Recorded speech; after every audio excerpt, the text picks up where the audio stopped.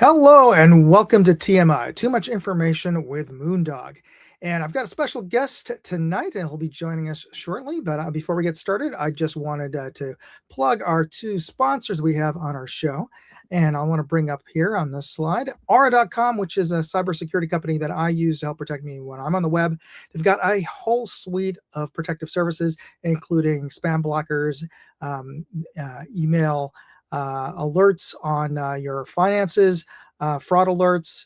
And my favorite services they have are one, VPN, which is a virtual private network especially when you're using public Wi-Fi.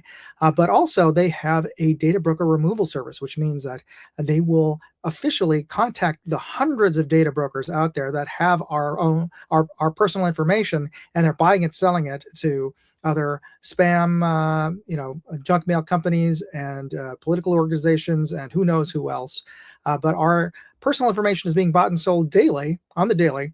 And that includes not just our email addresses, but potentially our phone numbers, our physical addresses. So you can get all that information wiped away from these data brokers, but you have to go through the official process. And it's kind of arduous because there's hundreds of them out there. But if you use Aura.com and just with a simple press of a button, fill out some forms, and they will automatically contact all of these data brokers and get you off of them. I got myself off of over 30 of them. And here's the thing. If you use my code that's on the screen right now, or if you type in aura.com/moondog, you can try them out for free for 14 days using that code.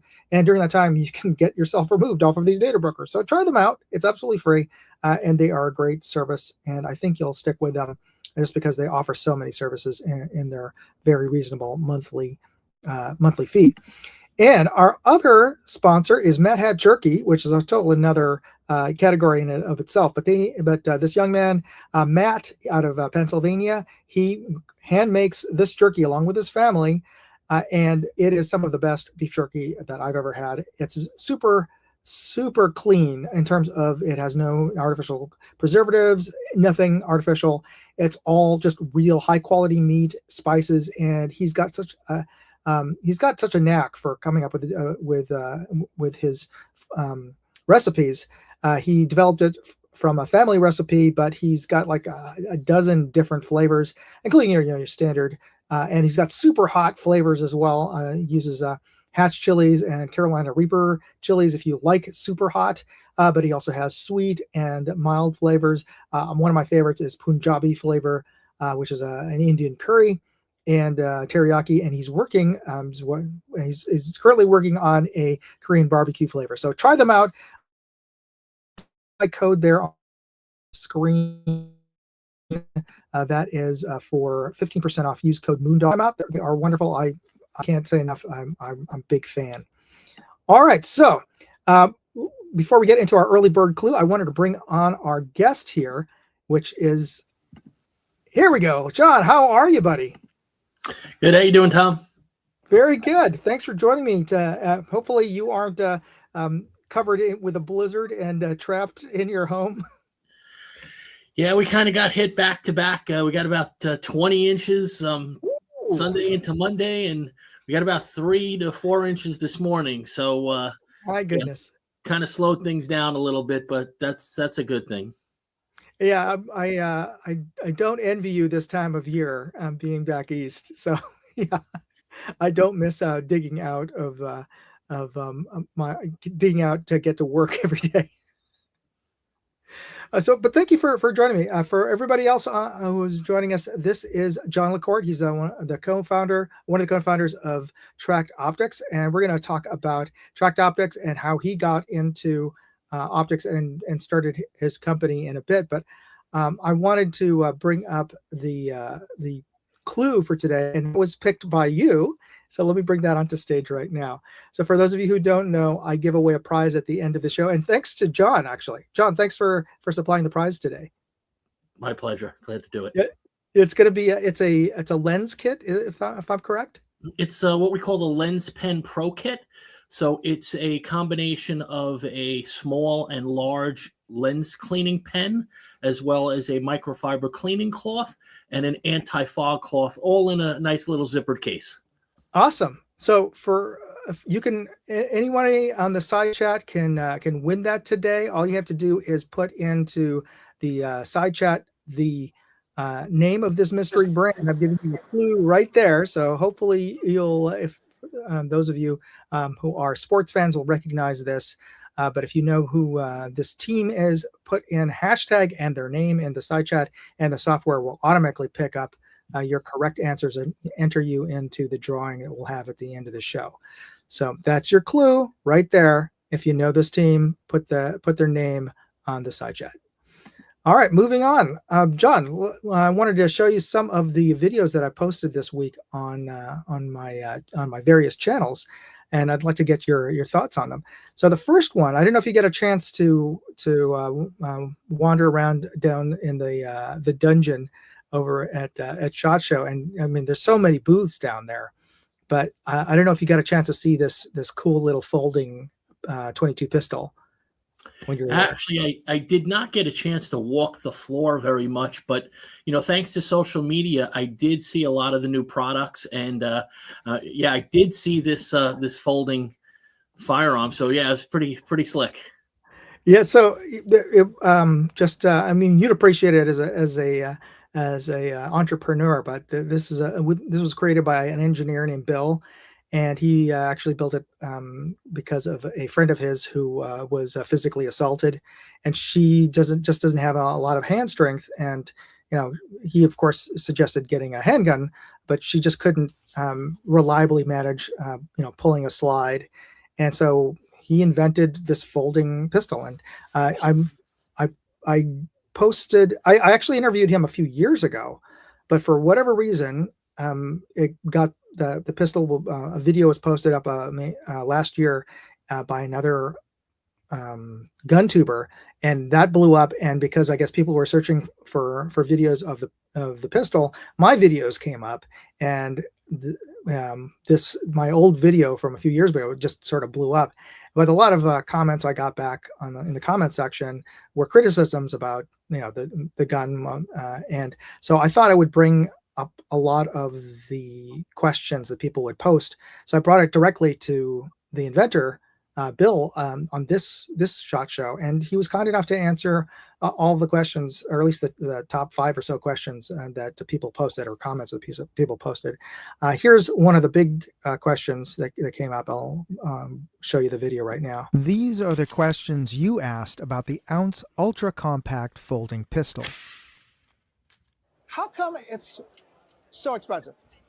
Well, first of all, to develop a firearm is very expensive, all the way from creating the prototypes, getting the intellectual property secured, and doing all of the testing. We did years of testing in the development of this.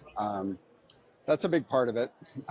When you first start out, your volumes are small and you're trying to recoup some of those costs.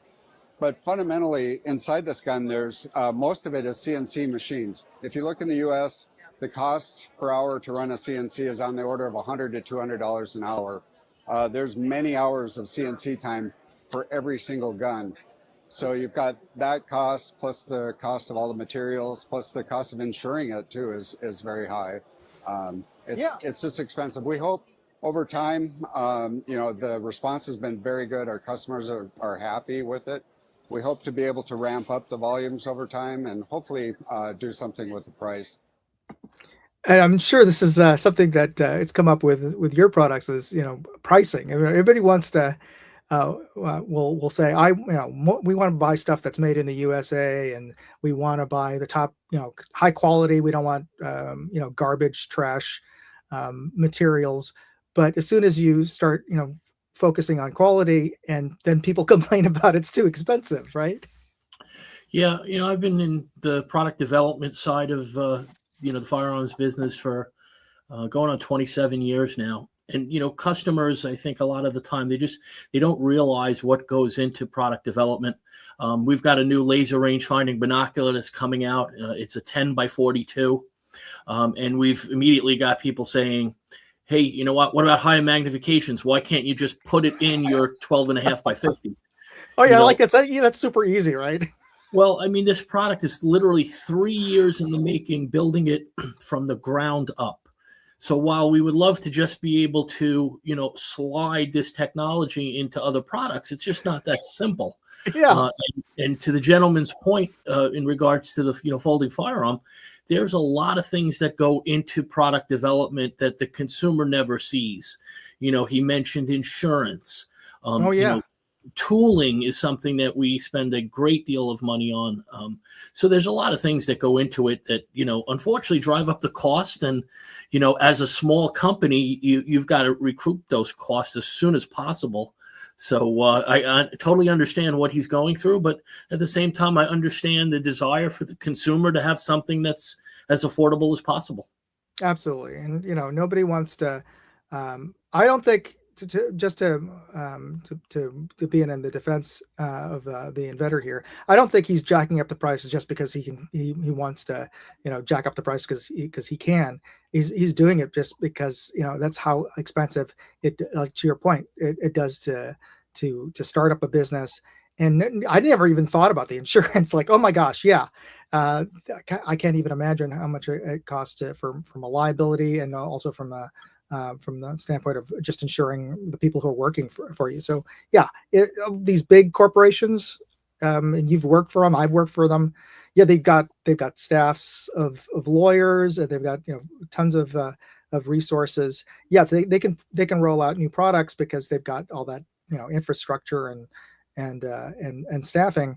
For a smaller company to start off, it is a big cost. And I don't think he's doing it he's pricing it just because he's greedy. It's because that's what it takes, right? Yeah, for sure, absolutely. Yeah. So I also, while I was over there, I got a chance to check out another new product, and this one I think you would appreciate as well. I stopped by the Rise Armaments. They're known for making really nice triggers, and they came out with one of the slickest new, or at least an evolution of a drop-in trigger that I've seen. And I know you're a big shooter, and I don't know if you've probably dropped in a custom trigger into your AR at some point, but anybody who has or uses a drop-in trigger knows the frustration sometimes when those pins will walk out. And there's little solutions and things you can buy, but eventually either you've got that locking pin on the outside that looks honestly a little ugly, but it works. Or if you put in the screw in kind of anti-lock, for I don't know, unless you super lock them, they eventually will work their way out. I don't know how it is, but Rise came out with a solution that I hadn't seen before, and honestly I was able to try it, and you can drop in this trigger in less than 30 seconds and install it. Yeah. So here, let me show you a little bit of let me show you the what that looks like here. Let me see if I can add that to the stage. It's armament new for 2026. This is our slide and snap trigger. Slide and rotate the trigger in once the blade is through the lower. Compress the front pins, rotate it back, seat the trigger. Oh my. And it is installed. I can see that was it. The pins pop out, and then you take these trigger faces, rotate them on the bottom at 90, and a magnet snaps it into place. Oh my goodness, that is so clever. And so just to show you guys, you can easily pull it off. And then if you're like, I prefer flat blades, we can do that too. Okay. So we're going to see how And this was an impromptu because I this, wanted to see trigger face stays on how here. secure that Okay. was. Yeah. He's just gonna do a little hammer. Oh, sorry about your floor. Yeah. That stays on there. That's not coming off unless you want it off. Yep. Cool. Shut up and take my money. And I did end up putting a couple of divots into their floor unintentionally, but I wanted to honestly see if that little those replaceable triggers were very secure, and I was surprised they really were. I'm surprised nobody's came up with a spring-loaded anti-walk pins before, but it's a brilliant solution. Yeah, honestly, I think that's a great idea to have those magnetic, trigger faces, just because, I've kind of been so used to using a curved trigger, and then I got a Bergara comp rifle that had a flat trigger, and it's taken me some time to get used to that flat trigger. And I shoot the guns pretty regularly, so it's kind of going back and forth from a curved trigger to a flat trigger, in a lot of the same days, and sometimes in the same day we have different matches when I'm using those rifles. And so it's kind of that thing that if I could be able to just change that trigger with just a face instead of a whole new, brand new trigger, that would save a lot of money. Yeah, so hopefully you'll get a chance to check this out. I don't know when they're going to be releasing it, but they said like Q2 or sooner, depending. Cool. But yeah, I'm looking forward to trying one of those out myself. I almost think that it's almost too good, like a solution looking for a problem, in that I don't think people are going to be. I mean, it's really cool that you don't have to take off your selector to put it in, but you'd have to take your selector apart anyway to take out your old trigger. Right. So I don't know how often I'll be swapping out a trigger after that. So maybe that's not such a a need, but it's certainly overall I thought it was a slick design, and I always appreciate that. All Cool. right, so that was the two videos I posted. This and Michael just posted up. Yeah, love that trigger. Yeah, it is a really cool design, and I kind of hope that they license out the design, because I'd love to see this in a lot more other trigger companies out there. I don't know if they're going to try to keep it entirely proprietary. I don't know. That's up to them for sure. And on my other channel, I stopped by the 511 booth, and they make great tactical gear and clothing, and they came out with this line of very low profile covert backpacks that look pretty much like regular backpacks, but they have some really cool features and designs that are definitely made for people who are concealed carry, or need to carry a firearm inside of the backpack. And there's a whole compartment that's very secure and with a hook and loop on the inside, so that you can have your holster or a firearm secure in it and access to it very quickly. And let me just show you the video from the visit that I had over there. Backpack is in our low vis collection, what LV12 stands for. Oh. The 12 stands for 12 hours. So this bag is awesome. I've actually been carrying it around all week. First and foremost, I want to show you this ambidextrous CCW pocket right here. Oh. With the holster attachment on the inside. What I like is it's totally Nice pass-through, so you can pass-through, access it from and either the side. oversized toggle on the zipper is just a really nice touch also. There's another pocket up front, and then the LV6 waist pack will attach here if you wanted to add that on. We have a fleece-lined pocket up here for the sunglasses. Oh, yes. No scratching on that. No, and then there's great water bottle holders on the sides. I was able to fit my 32-ounce Yeti water bottle in there, and it has not fallen out once all week. So I don't know if you have a need for a concealed carry backpack when you go into the city, but it's a nice looking backpack. Cool. Yeah, honestly, I wish I got more time to walk around at SHOT Show and see a lot of these, cool things, firsthand. But, it's a crazy show. And, you had mentioned kind of the basement or the dungeon. There's a lot of smaller companies there with some really unique products that, they're too small to really market and advertise and get out, into the, mainstream for people to see them. So, there's always a lot of really cool things there that most people don't ever get to see. Absolutely. And to answer Portia Speedster's comment, yes, this backpack has a special pocket for plates if you want to put a SAPI plate inside there. And you could also, it's separate from, or you could use the laptop pocket that they have in there, which has a Velcro strap. So again, if you need to carry a plate for protection, if you're working in an office and you just want to have put that on the front of you or whatever, if you need to evacuate, it's a good way to carry something that is protective of personal protection, but not be so obvious about it. So it's really good design overall. And we got a button. We have Hillbilly joining us. Yeah, thank you for reminding me. For those of you who are already on there, be sure to hit that like button, a thumbs up button. Go ahead and do it, as Hillbilly says. And finally, John, I've got a video from a trip that I took. I don't know if you've ever been to the town of Carmel in California. No, I can't say that I have. It's a pretty town. It's a pretty seaside town south of San Francisco, about 3 hours south. And you may remember Clint Eastwood was mayor of the town in the 80s. And so this is my first trip there. I took my wife there for her birthday, and we found a nice little candy shop. And you may appreciate this because you're of a certain age like me who can remember these. So let me just show you this video. It's the Cottage of Sweets on the main street. Of course, they have handmade fudge. But this is what I loved. Candy cigarettes. Yeah. I don't know if Mike, I pointed out to my kids and they don't know what the heck they are. Yeah. So.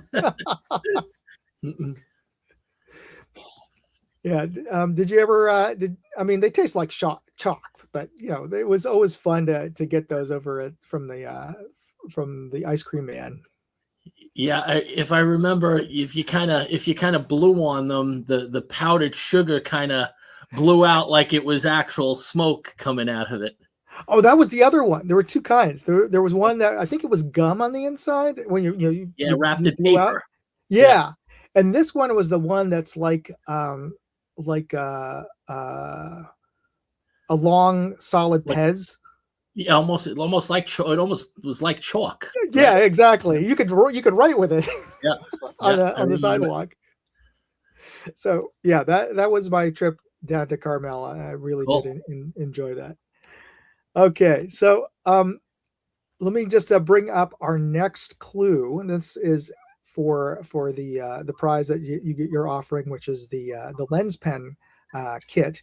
And for those of you who just joined us now, here's your clue for the mystery brand out there. This is a sports team brand, by the way, for today's episode for everybody. So this New York team is arguably the most successful in baseball, with the most World Series wins of any team, and is known as the house that Ruth built. So speaking of Ruth and candies, there's Baby Ruth candy bar. This is a bit of a segue here. So if you know who this mystery team is, put your hashtag answer on the side chat there, hashtag and the name of the team, and you will be automatically picked up for the giveaway drawing that we'll have at the end of the show. So disregard the thing at the bottom there where I'm saying about send me the email. We're just going to do a live answer. So put in your correct answer on the side chat there. And I see we got some other folks joining us. We've got J Delta, Fluffy, 10mm Jeep guy. I got Timuni. And of course, we had Porsche Speedster earlier, Michael Dunn, and we had Hillbilly. I think I got everybody. Oh, no, we got Holy Villain out there too, and Acer Sports. So thanks for joining us. And I wanted to reintroduce my guest, John LaCourte, with a co-founder of Tract Optics. And for those of you who don't know, you should definitely check them out. Part of the reason is you may not know them is that they are a new optics brand, and you will not find them at your local big box Bass Pro or store, because they are a direct-to-consumer company. And I don't want to steal any of your thunder here. So, John, why don't you tell us a little bit about your background and how you got into this?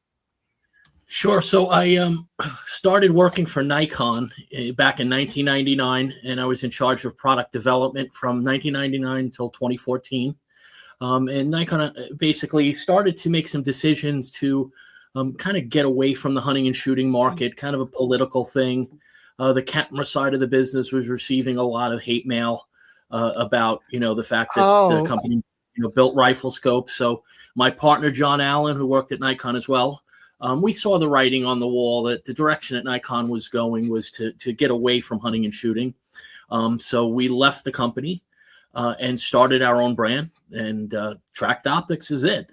And what we decided to do was to build a brand that was completely different than, all the other optics companies out there for the most part, in that Mhm.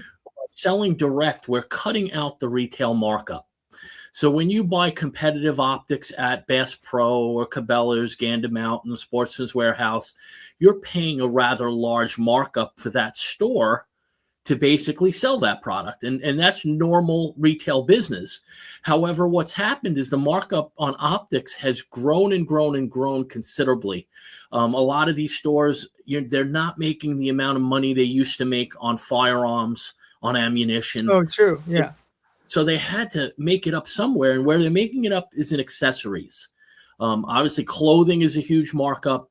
Optics is like a cash cow, because Wow. all of the big brands have kind of become slaves to these big box stores. Every time they open a new store, they want a larger amount of markup so that they can support that store. So what's happening is those brands are having to either increase price or lower the cost, the quality of the product in order to get the numbers to work. You can only absorb 3%, 4%, 2%, 3% each year for so long before something has to be done. And that's exactly what was happening at Nikon. That's exactly what's happening right now with all of the big names. I walked around the Harrisburg show. I walked around at SHOT Show and handle a lot of competitive products. And, it's sad to see that the high quality that some of these brands once, had a reputation for is slowly drifting away because the quality is just not there anymore. Oh, so they're you could definitely see it, but that they're cutting corners to try to keep the pricing out there. And I don't want to get too political out here, but I'm certainly with the tariffs that were imposed recently, it's been a challenge for a lot of companies. I don't know how much it's affected you, but I'm sure it has. Yeah, it's affecting every company. Obviously the companies having products made in China are affected more than, the companies having products made in Japan. That's where the vast majority of our products are made. We also feel that the Japanese made product is of a higher quality. I visited factories all over the world, and when you could walk into a factory and see the diligence that goes into Japanese manufacturing, Oh yeah. that's really why we decided to go that route. It's a higher cost to produce, but the quality control goes a long way. And it's allowed us to build a very high quality product that when you compare it spec for spec with our competitors, you're going to spend hundreds of dollars more with those competitive companies to get that same level of quality. Yeah. One of the things that, as a totally side note here, one of the first jobs I ever had was working at Kmart in the sporting goods department, and I don't know if they still had that. They must have stopped the policy, but at some point, one of the managers showed me an inventory sheet. And of course, it was one of my first tasks as a new employee was to do inventory, which is a thankless job, right? To go into the back room and go through the big list, make sure that all the boxes are there. But on the inventory list was the list of the price that Kmart paid for the products, and I was just shocked at how much they marked up things, especially like you said, accessories, and like just the. What struck me first was the price difference with fishing rods, and that they were selling. I saw the price on the list was like $7 or $12, and they were selling it for $30, $35. I'm like, wow, that's a big difference. But yeah, these stores, even Kmart that eventually went out of business, they still had to drive up a margin. Yeah, Yes, these big stores, they have a lot of overhead. That's the thing that kind of again separates us. We keep our expenses very, very low. We share a warehouse with another hunting related company. Oh, I didn't know that. Yeah, John and I both work out of home offices, so we don't have to pay rent, for an office, and we're able to keep our costs very low.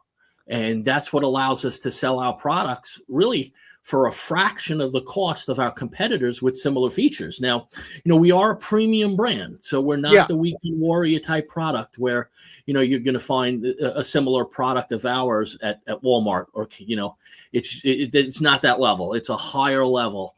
Indeed. We like to think that we're, approaching the quality of the high-end European companies, but not at their price. Just kind of go back up a little bit to some numbers. When I started in the industry in 1999, the average margin for dealers was 29%.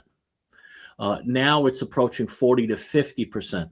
So when you see like Black Friday roll around or Memorial Day, and you see these monstrous discounts, 40%, 50% off, well, those companies and the manufacturers are still making money.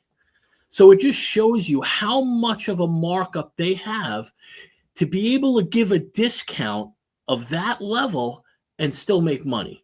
It just shows you the consumer, unfortunately, is getting ripped off when they buy optics at retail because the pricing is just insane. Yeah, 30% is, as Tim had said there, is pretty par for the course. And in a lot of businesses, that's your goal is to make a 30% profit on whatever you're buying out there.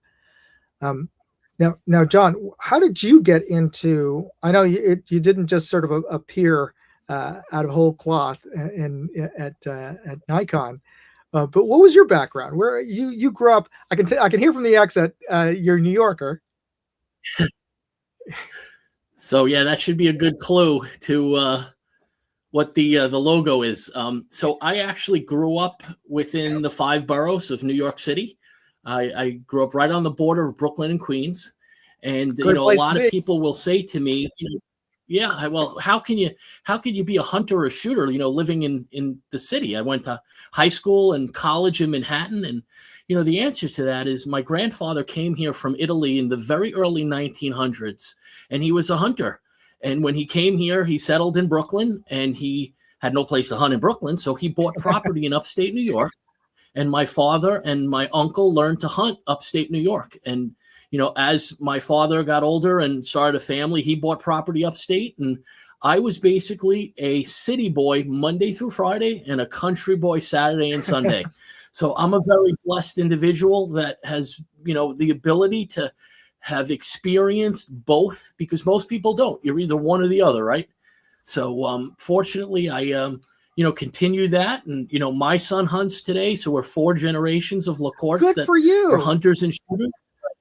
Yeah, something that we're very proud of. And it doesn't matter where you come from. If you have an interest in a sport, there's no reason why you can't find a way to do it. Very good. Now, Jay Delta there says his wife grew up in Brooklyn, Williamsburg. Did you grow up in Williamsburg or Greenpoint? Williamsburg. Oh, okay. Yeah, Williamsburg, Greenpoint, each other. My in-laws still live there. Awesome. And you're still in the area, like in Long Island, or are you? I live in Long Island right now. And when I got the job at Nikon in 1999, I was a regional manager for a food company, and just was not happy.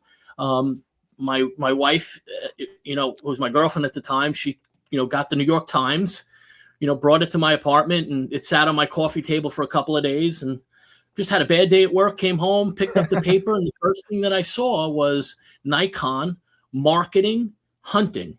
And I about, dropped the paper because, really there's not a lot of hunting related jobs where I live. That's true.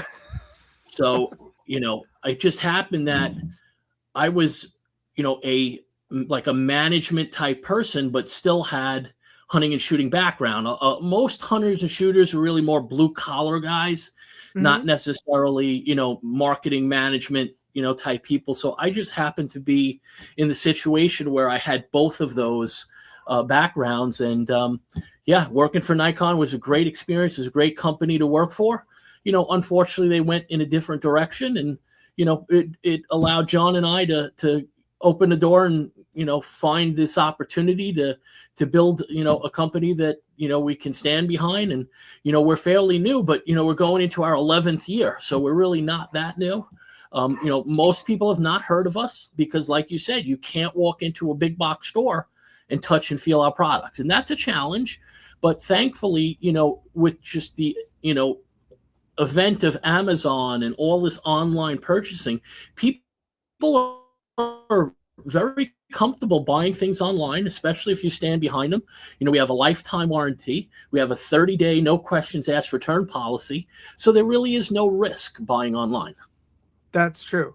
And especially with your very generous and very fair return and warranty policy. And I think that's the big thing that people really appreciate is, do you stand behind your products? And you certainly do. And I can attest personally to the quality of the scopes you guys put out. It is, you hit it on the nose there. It is as good as some of the very bougie European brands that I've looked through, and it's really well built. And I think it's a very fair price that you guys are charging. Now, going back for a second here, when you started working for Nikon, and it's a shame that they canceled themselves because of stupid social media pressure about being shamed into, oh, you guys make products for guns, oh, like that's bad. But that the corporate folks over in Japan were concerned about that. But you were very instrumental before they exited. The corporation chose to exit out of the gun optics market. You're very instrumental in really getting a lot of exposure for Nikon in sporting and outdoors, right? Yeah, well, I was in charge of all product development from 1999, from the day I started until I left in 2014. I've got, patents that are under my name. They're obviously that's cool. Assigned to Nikon. I developed the Nikon BDC reticle. So yeah, there was just, a lot of great things that happened. At one point we had a tremendous presence in outdoor TV. But, again, things change. And, like I said, it was a great company to work for. They made great products, but we decided to go in a direction a little bit different in that our entry level is kind of where Nikon's high end was. Their high end was the Monarch rifle scope. Yeah. And our Response rifle scope, which is our entry level, is basically that same quality of scope made in the same factory. So our toric line is basically a complete step up optically, mechanically. And that's why we're kind of in that gap between, the high volume products of those big brands, $300 and below. We're in between there and where the European entry level products fall. Yeah, that's where you have way more money than sense, right? In terms of when you're spending multiple thousands of dollars for an optic. Now, I got to ask you, where does the name come from? Where did you get Tract from? To be honest with you, we're just our group was just trying to come up with names that we thought sounded cool, sounded different. We really liked the T logo. Kind of was just designed before the word, and quite frankly, it was something that was trademarkable. As crazy as that sounds, there's tons of great names out there, but you can't trademark it because it's either used in a certain way or it might not even be the same category. Like, for example, if it's just something sporting goods related, sometimes you can have a really hard time trademarking it. So really not a definitive reason behind the name other than we thought it sounded cool, and we liked the way the logo looked and how it looked on the product, and there we got a comment. We went with stole it. Your logo. And it's an interesting name. So a lot of people say that. Yeah, what does toric mean, or does it mean? Or just again another just cool Yeah, it's kind of the same thing. I mean, there is a meaning to toric when it comes to lenses, but it really does not pertain to rifle scopes at all. Again, it's just one of those names that we thought sounded cool and different, and again, something that we could trademark. That is something that people don't really realize, is that when you want to have a trademark on something, you have to basically go with a list of things and submit it to the patent and trademark office, and hopefully, I mean, you can look through their databases, but it's not a complete database. At least that's what they say. Like, I don't know why they can't make it more complete, but then you have to, hopefully they come back and say, yeah, you can, that's available for you, or not. How many names did you guys have as a sort of a backup, or was that your first choice? No, we went through, if I can recall, again, 11 years ago. It may not sound like that, is that long, but I'm having trouble remembering what I ate for lunch. So it was probably 3 or 4 different names that you kind of were working on, and for whatever reason, things kept getting shot down because of, it doesn't even have to be the same exact name. It could be a variation of the name. If the, examiner feels it's too close, even though the name is different, they won't allow it. So it is a pretty exhaustive process. If for whatever reason, the direction you're going is just very, very competitive as far as words, so, yeah, it's wow, it's a long time to try and remember how many different variations that we. And I'm sure.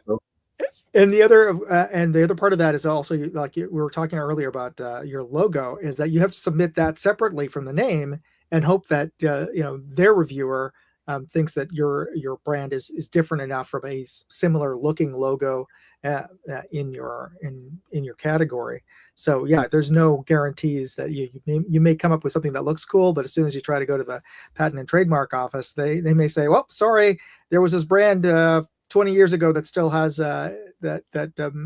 may make hot dogs or something. Or actually, it has to be a different industry, or it has to be the same industry for them to kick it off. But yeah, there's, you never know that somebody else may have come up with a logo and a name that's too similar to yours, and they may say, well, you can't do it that way. But yeah, I'm glad that you guys did. In a part of that whole process, if I recall, is you have to show like the logo, you have to show it being used on a product. Well, you haven't even been granted the trademark, and you're developing product. I mean, thankfully a lot of it's done with computer graphics and whatnot. They want to see packaging, and you haven't really even gotten that far. You want to get the trademark first. But it's just the process, and thankfully it went pretty smooth for us. And that's been the least of the the challenges developing products. What was the most challenging aspect of starting your company? Well, the good thing is we had a lot of existing relationships. When I worked at Nikon, I was kind of the person that a lot of our subcontractors would come to. Because their direct contact was Nikon Japan, which they did all of the work with, purchase orders and a lot of the development and design and stuff. But if they had a question as it related to the use of that product for hunting or shooting, the folks in Japan, they just didn't have that ability to answer that, didn't have the experience, didn't have the knowledge. So those subcontractors would come to me at SHOT Show, and you basically corner me and ask the questions that they couldn't get answers, to from the folks in Japan. And I loved it because they were great people, and those relationships existed for many, many years. So once we, started our own brand, John and I flew to Asia and met with all the subcontractors, and, we had to kind of decide, who did we actually want to work with? Not that there's any subcontractor that we didn't want to work with, but who was going to provide for us the best product, because we were building a product that was different than the products that we sold at Nikon. They were a higher level. So, thankfully, having those existing relationships was really, really helpful. We didn't know if a lot of these companies would work with us, Mhm. knowing that we were former Nikon employees. But thankfully, we were able to make it happen. And yeah, it was a tremendous leap of faith, because when we actually left Nikon, we had a 1-year non-compete. Yeah. Obviously we were able to do research and development, but we couldn't sell or market any optics. And, during that time, we did a tremendous amount of research and, studying and figuring out what did we want to do and what subcontractors we felt would be our best partners. And, again, we didn't even know if we would be able to develop products with some of the subcontractors that we had relationships with. So, yeah, it was a tremendous leap of faith, honestly. Well, I'm glad that it worked out, because you guys came out with such a great product. I got a comment here from Jay Delta. He really likes the color, and that was obviously a choice on your part, right? To have it. Yeah. So, and I didn't catch who made that comment, but thank you very much, because we're very proud of the color. And the reason that we did that is we wanted to separate ourselves from the sea of black scopes out there, right? Yeah, true. You look at a Cabela's counter, and just 95% of it's all black, right? You've got some, the Vortex razors are a beautiful champagne color. So we wanted to come up with a color that we felt was going to match a lot of the rifles being built. Obviously the market has gotten away from the wood stock blued finish that, I and you probably grew up with. Yeah. It's all kind of chassis and Cerakote. Oh, and, yeah. Carbon fiber barrels, carbon fiber stocks, and composite stocks. So the market has changed. We wanted to change with it and come up with something that's going to separate us from the pack, but still look great on virtually any rifle you put it on. So, obviously there's other brands that have very significant, markings. You look at Loophole, they've got that gold ring, right? You could see it's a Loophole scope from a mile away. Well, that's kind of what we wanted to do without copying anybody, and the color was kind of the thing that allowed us to do that. Yeah, and Tim Mooney also pointed out that you have it's not a glossy finish; it's a more subdued finish. Yeah, so it's basically matte black. The Toccoa, the Response, the 22 Fires all have that matte black. Years ago, most scopes were gloss; they were shiny. And, a lot of the guns were shiny, bluing and beautiful wood stocks with, a lacquered finish. Well, unfortunately, that's kind of gone away.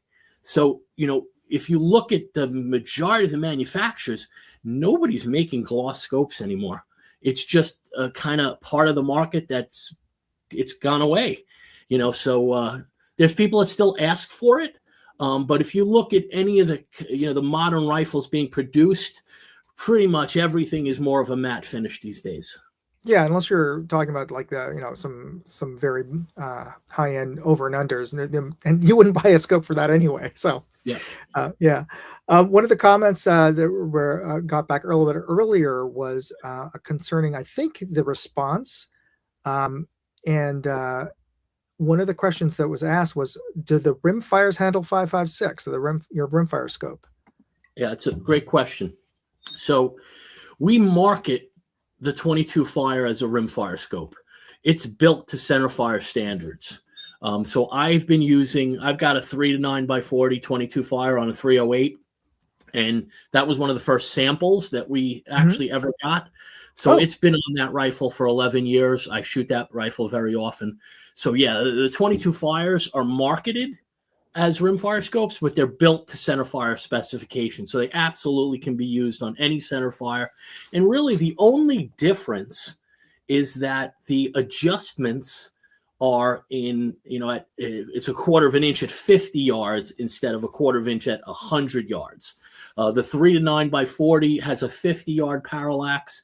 The 4 to 12 has a 75-yard parallax. And then we have a 4 to 12 with adjustable AO that will dial down to 10 yards. So that's really the only differences is the adjustment value and the parallax setting. Well, actually that's better in many ways to have that finer adjustment value. So that's actually a good point, a feature, not a bug. One question I have actually concerning the build quality of your scopes, are they Springer air gun rated? Yes, absolutely. So if there you go for you folks out there who are interested in putting one of these onto your brake barrel, then yeah. And that does that apply to all of your scopes or any specific line of scopes? All of our scopes are built to the same recoil level. It's 1,000 Gs, and it Wow. seems like most of the issues with spring piston air guns is kind of more of the lower priced scopes. I really haven't heard much problems with any of the quality scopes out there. We've got tons of customers using them and haven't had any issues. That's good to hear. One other question I have personally is just curious. I was looking through all of your scope line, and I noticed that there was one, I forget which model it was, still has an objective focus on it, and it's becoming rarer and rarer for me to see one nowadays. And I'm just curious as why you kept that, or what was the reasoning behind that? So that's the rimfire. That's the 4-12 rimfire. And honestly, it's less expensive to produce an adjustable objective than a side focus parallax. So everything else other than the rimfire has a side focus. The rimfire, because again, we're trying to keep that price, relatively low in relation to, the cost of the firearm. So unless you're shooting precision rimfire, then the adjustable objective does the same job. It's just a little more cumbersome to kind of reach up and adjust it while you're in a shooting position, but it does keep the cost lower for that rimfire model. Oh, I appreciate that. So for everybody out there that they're really thinking about us in terms of, I know that their Tract scopes aren't the cheapest scopes out there. They're not your they're not your CV Life or Monstrum scopes by any stretch, but they are still very cognizant of the fact that we as shooters, as buyers, want the best value for money. And so I appreciate that, John, that you guys thought about for the rimfire guys. We're not used to, or at least a lot of rimfire guys, except for the guys who have like their Voodoos or whatever, aren't used to spending a lot of money to go out and shoot our 1022 or what have you. And having a scope that with an objective focus, keeping it the cost down, is really looking out for all of us. So I appreciate that. Thanks. You're welcome. Now, before we're getting towards the end of the show, and I'm very cognizant that it's getting late on your end of the country. So before we get into closing out the show with the giveaways, you recently came back from the Harrisburg show. Where are we going to expect to see you next? Any competitions or anything that you're planning on going, or any other shows? So actually, I leave tomorrow morning to go to Lancaster, Pennsylvania. It's the Eastern Wild Sheep Show. Cool. It's a 2-day show. It's a really cool organization. It does a lot to support the conservation of wild sheep, and it's a local chapter. They're very close to our warehouse, so we support them every year. So I'll be there. I leave tomorrow, and the show is Friday, Saturday, and then after that, we don't attend a lot of competitions as a company, just because most of the time the guys going to the competitions, they're focused on competing, but we try to get to as many consumer shows as possible. We've got quite a few still left out west. We'll be at the NRA show in April. We'll be at all of the Texas Trophy Hunter shows in Texas. Cool. We're doing a bunch of shows up in Canada this year. So great! Yeah, we have some fans out here who are, but we got Canadian gun right there. Where are you going to be up in the Great White North? Good question. I know we've got shows in Alberta, in Ontario. I think there's one in British Columbia. So yeah, I don't have the list right in front of me. I don't normally do those shows. But, we usually put out a social media post to kind of tell folks where we're going to be. So yeah, keep an eye on our social media, sign up for our newsletter. We're always kind of sending out, informative posts about, new product developments.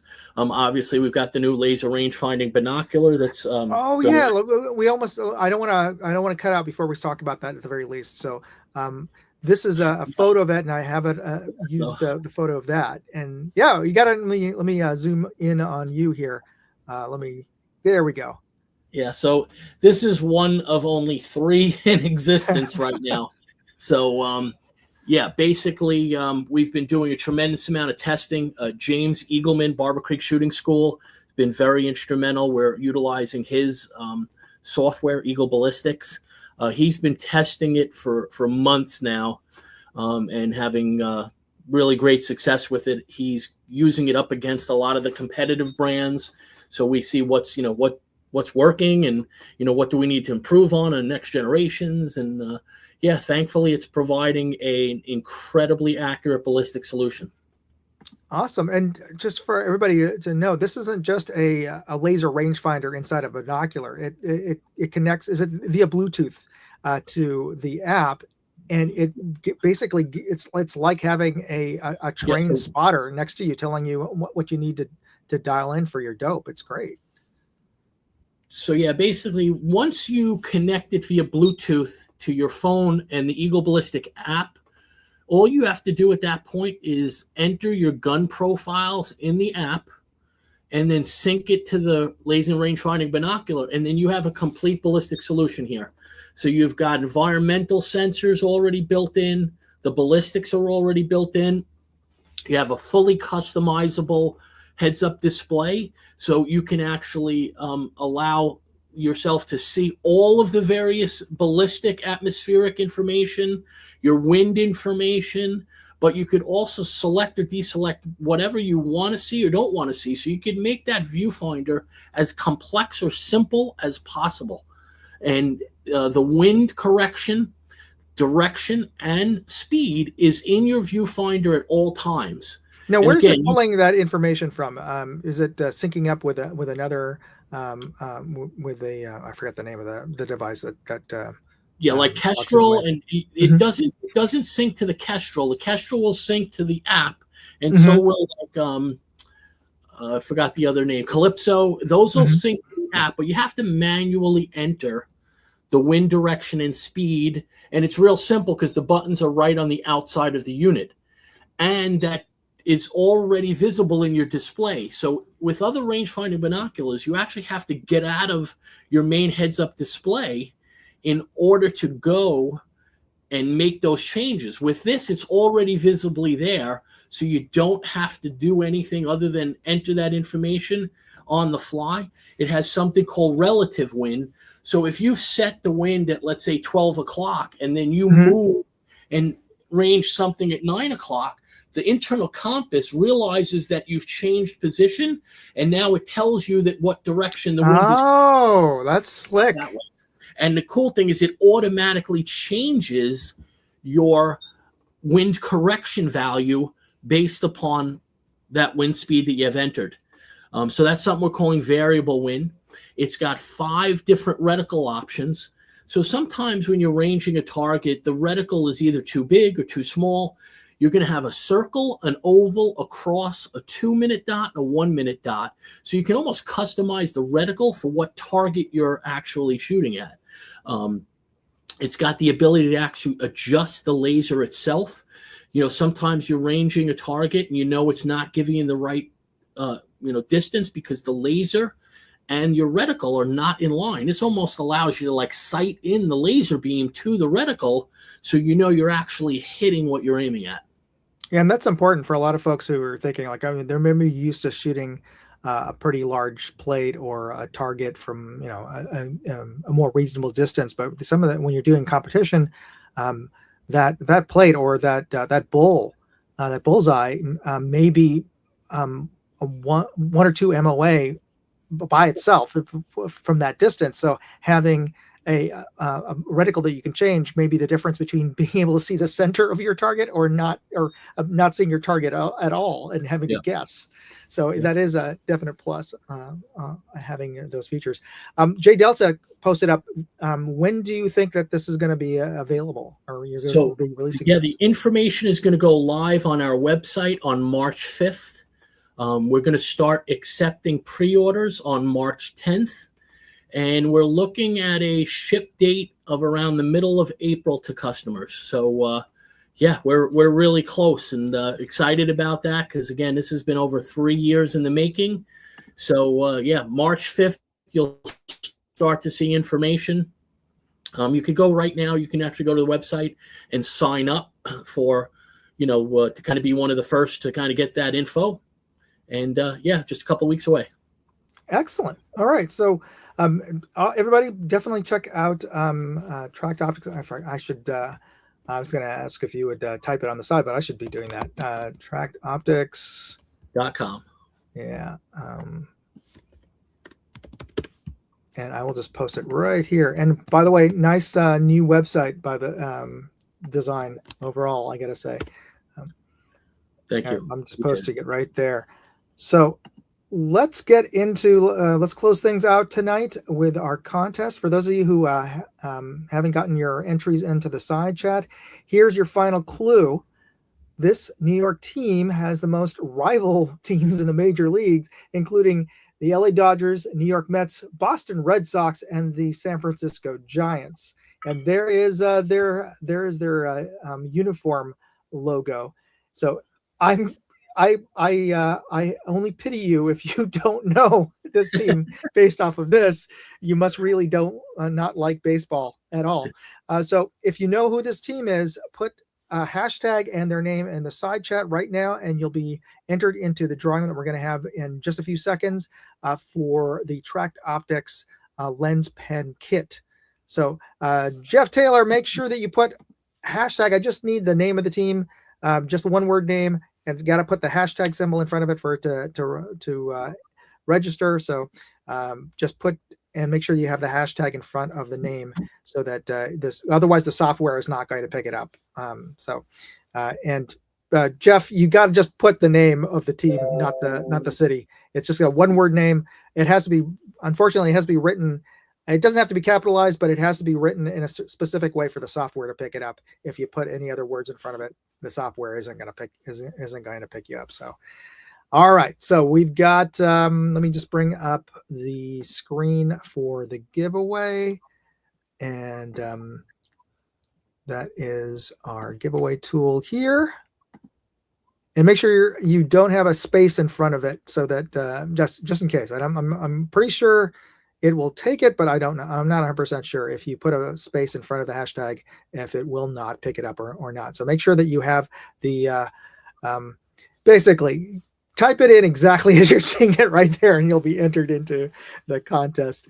What we'll also do is, I'll give you guys a couple of seconds to do that. And in the meantime, let me just mention that we have two contests that are going on my website right now. So there's only a few more days to enter the contest, but here's the URL to enter the contest. The prize this month, I've got two different contests going on, and you can find it there at moondogindustries.com/contest.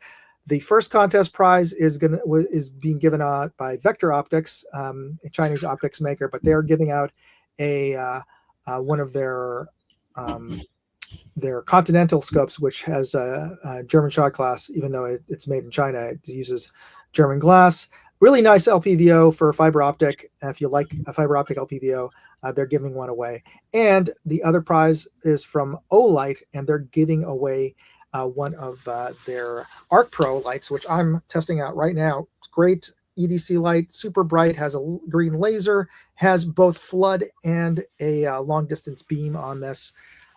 Goes up to 300 yards, so plus. So it's really a great EDC light. They're giving away that at the end of this month. So get your entries in for the contest on my website. And of course, you can go to my website, and you can also buy a couple of the items that I've reviewed in the past as part of a fundraiser for my son's middle school trip to Washington, D.C. this spring. the whole class is going, and we are raising money for some of the students, but also for the teachers. So we pay for the check-in luggage to DC. So we're covering their check-in, their baggage fees. So enter the contest and or enter the fundraiser to help out the school there. All right, so let's bring this back up to the stage here. All right, we're going to do the drawing, and I'm going to, John, give me a countdown, and I'll hit the button. 3, 2, 1. All right, and let's see who wins the Tract Optics lens pen kit. And it's going to be Porsche Speedster. Congratulations. All right, so what I'll do, if you wouldn't mind, I'm pretty sure you've won a couple of, but do me a favor, email me at contest@moondogindustries.com. Just remind me, and I will forward and put your mail to information so that I can forward it on to John, and he will send you your lens kit. So congratulations, Porsche Speedster, on winning the prize today.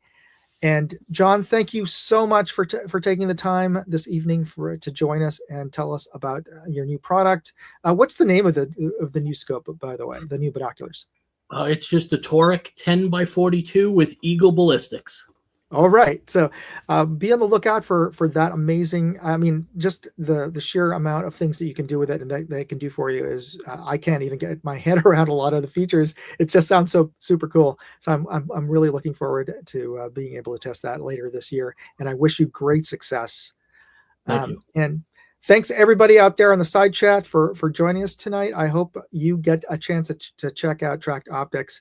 And don't be afraid. Like you said, you have 30 days if you're not satisfied with any of their scopes, and they've got everything from really tippy top to more reasonably priced rimfire scopes. So and as John said, it is even they're 1,000 Gs. That's a lot of recoil.